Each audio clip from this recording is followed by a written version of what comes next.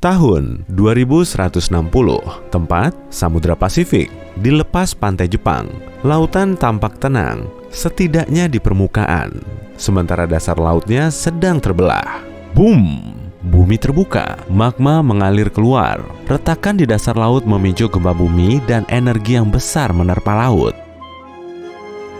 Kini, gravitasi ikut bermain. Gravitasi menarik air ke bawah dan membuatnya bergerak kian cepat. Tsunami pun terbentuk. Ombak setinggi gedung pencakar langit menerjang Tokyo dengan kecepatan 800 km per jam. Jutaan ton air datang bersamaan. Kalau difoto, hasilnya pasti super indah. Tapi semua tak akan sempat mengagumi amukan alam ini. Tsunami akan menuju Teluk Tokyo. Tsunami ini sampai di pantai dan menerjang bangunan terbesar di dunia, metropolis Piramida Tokyo. Tingginya 2 km, alias 5 kali lipat tinggi gedung Empire State.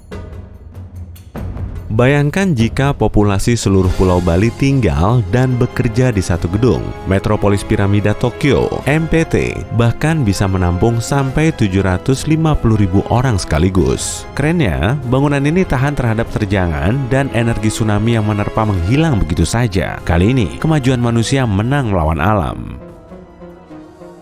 MPT dibangun oleh perusahaan Shimizu yang lahir pada tahun 1804. Piramida ini adalah bangunan paling stabil di dunia. Kalau tidak percaya, silakan aja ke Mesir dan lihat Piramida Agung Giza. Piramida ini bertahan selama 4.500 tahun dan masih berdiri kuat. MPT dibangun di atas air dan terdiri dari 204 piramida berbeda. Bentuknya mirip tumpukan anggur sampai 8 tingkat. Akan tetapi, tiap anggur ini setara ukuran Kasino Vegas. MPT sebenarnya berongga sehingga mampu bertahan dari topan dan tsunami. MPT tidak menahan semua angin dan ombak, melainkan hanya mengalirkan energinya. Robot dan sistem kontrol otomatis mengelola tempat ini. Semua robot berjalan dengan tenaga surya, angin, dan air. Piramida dihubungkan dengan lintasan khusus yang panjangnya mencapai 140 km. Lintasan ini menghubungkan semuanya dan dipelihara oleh AI yang selalu mencari cara tercepat untuk bergerak dari piramida A ke piramida B. MPT jelas adalah kota masa depan, tapi teknologi manusia masih belum siap. Awalnya, para insinyur memasang piramida ini di atas 36 tiang yang semua ditanam ke dasar laut. Saat membangun piramida seukuran ini dari baja dan beton, ada 50 juta ton beban yang menekan bangunan ini sendiri. MPT akan runtuh akibat beratnya sendiri dan tenggelam ke lautan. Bangunan ini butuh material yang 1000 kali lebih ringan dari beton dan lebih kuat dari baja. Jadi, bahan futuristik apa ini? Lihat mobil tua ini? Ini adalah mobil pertama di dunia dengan mesin pembakaran internal. Mobil ini mulai dikendarai pada 1885. Sementara itu, yang satu ini adalah satelit buatan pertama yang diluncurkan manusia ke luar angkasa. Hanya butuh waktu singkat untuk maju dari kereta tanpa kuda pertama ke penerbangan antariksa pertama. Jadi, MPT bukan sekedar angan-angan. Lagi pula, tak ada yang mustahil di dunia ini. Solusinya adalah karbon yang ada di mana-mana. Ini adalah bagian hitam di pensilmu dan berlian di mahkotamu atau cincin atau bor industri. Tapi, bukan karbon biasa yang kita butuhkan. Kita butuh grafena. Grafena adalah tipe karbon yang bisa kita jadikan tabung nano atau nanotube. Grafena lebih tipis dari rambut manusia, tapi 400 kali lebih kuat dari baja. Dan yang terpenting, bobotnya ringan. Nanotube tidak terpengaruh oleh bahan kimia, oksigen, atau air. Sempurna untuk MPT. Atau dengan kata lain, nanotube tak akan berkarat. Shimizu punya rencana membuat pembangkit listrik di bulan, kota bawah laut, mengubah gurun Sahara menjadi oasis besar, dan masih banyak lagi. Tapi bukan cuma mereka yang mau mengubah planet kita.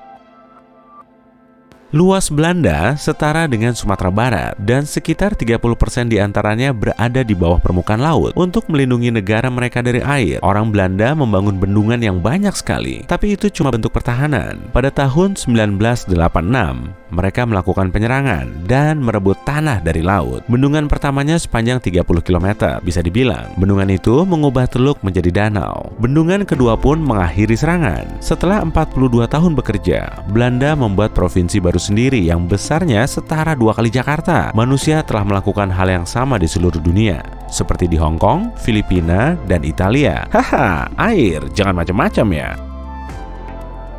Bagaimana dengan pembangunan di atas tanah yang memang sudah tanah? Sebelum misi NASA ke Mars, proyek termahal dalam sejarah adalah pembangunan sistem jalan raya antar negara bagian di Amerika Serikat. Penyelesaiannya memakan sekitar 35 tahun. Jika dikonversi ke nilai tukar sekarang, biayanya sekitar 9 kuadriliun rupiah, nolnya 15. Semua uang ini ditukar 74.000 km jalan. Itu hampir 2 kali mengelilingi bumi. Ada lebih dari 270 juta kendaraan di Amerika Serikat, lebih dari gabungan mobil di Jepang, Brazil, India, dan Jerman.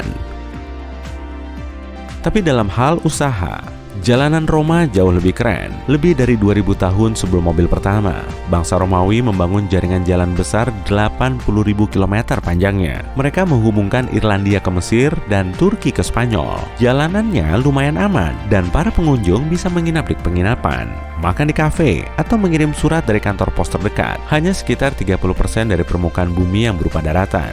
Laut, sungai, dan danau dunia dipenuhi kehidupan, dan mencatat semua yang tinggal di sana sepertinya sangat berat. Tapi 2.700 ilmuwan dari 80 negara memutuskan untuk bekerja sama dalam melakukannya. Biayanya 11 triliun rupiah. Para ilmuwan menghabiskan 10 tahun untuk mencari spesies lama dan baru. Itu adalah salah satu proyek sains terbesar yang pernah dicoba. Mereka bahkan menemukan sekitar 6.000 spesies ikan, cumi-cumi, dan alga baru. Tembok besar Tiongkok sangatlah panjang, mencapai 21.000 km dan berupa penghalang alami. Panjangnya sekitar 2 kali jarak dari Alaska ke Australia. Mereka membangunnya selama 2000 tahun, tanpa truk, bulldozer, dan listrik. Cuma kekuatan otot manusia.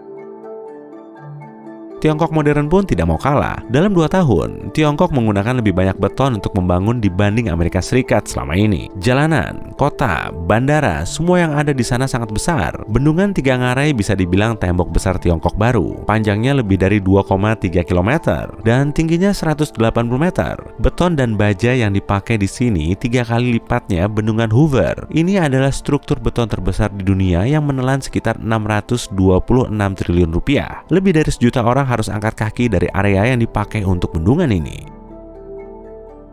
Swiss punya terowongan kereta api terpanjang dan terdalam di dunia. Di bawah pegunungan Alpen yang bersalju, para pembangun menggali terowongan sejauh 56 km. Setiap hari, 200 kereta barang dan penumpang melewatinya. Jumlah bebatuan yang mereka ambil untuk membuat terowongan hampir sama dengan 5 piramida agung. Semua ini menghabiskan 200 triliun rupiah.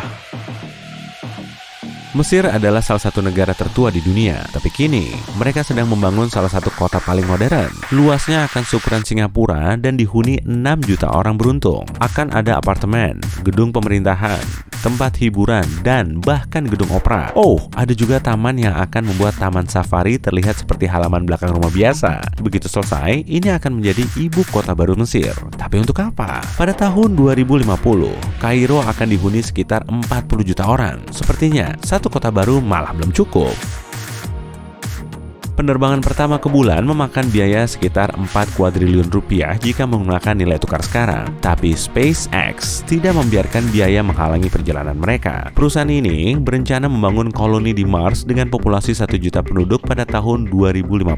Mereka mengklaim, begitu program dimulai, kita bisa membeli tiket ke Mars hanya dengan 1,6 miliar rupiah. Tapi proyek sains terbesar yang pernah ada tentu saja Stasiun Luar Angkasa Internasional. Beratnya setara Boeing 747 dan melintasi luar angkasa dengan kecepatan 30.000 km per jam atau sekitar 8 km per detik. Stasiun ini mengorbit bumi 16 kali per hari dan biayanya tidak murah. Untungnya, sejumlah negara patungan membiayainya. Tapi ini pasti layanan kamar termahal di seluruh galaksi. Biayanya sekitar 170 juta rupiah untuk mengirim sebotol air dari bumi ke stasiun luar angkasa. Hey, kalau harganya semahal ini, air putihnya bisa ditukar es teh aja nggak?